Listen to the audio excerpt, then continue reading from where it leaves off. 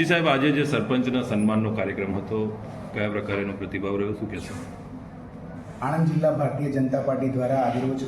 હમણાં 25મી તારીખે જે સરપંચો ચૂંટાયા એમાં આણંદ જિલ્લાના ભારતીય જનતા પાર્ટીના 129 જેટલા કાર્યકર્તાઓ ચૂંટાયા હતા. એ સિવાય બીજા 11 લોકો આજે જે લોકો કોઈ પક્ષ સાથે જોડાયેલા નહોતા અથવા તો જોડાયેલા હતા એ બે પણ એટલે 140 જેટલા સરપંચો આજે 170માંથી ઉપસ્થિત રહ્યા. અમારા સાંસદ શ્રી મિતેશભાઈ,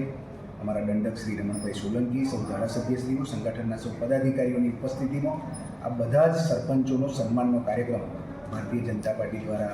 કરવામાં આવ્યો હતો અને ખૂબ આનંદ, ઉત્સાહ અને ઉમંગ સાથે પોતાના ગામનો વિકાસ ભારતીય જનતા પાર્ટીની સાથે રહીને કેવી રીતે કરી શકાય એ પ્રકારનું માર્ગદર્શન પણ અમારા મહાનુભાવો દ્વારા આજે આપવામાં આવ્યું અને જે નવનિયુક્ત સરપંચો છે એને શુભકામનાઓ પાઠવી આગામી દિવસોમાં એમના ગામના વિકાસ માટે ભારતીય જનતા પાર્ટીના સાંસદ, ધારાસભ્યો અને સમગ્ર ભારતીય જનતા પાર્ટીના બધા જ લોકો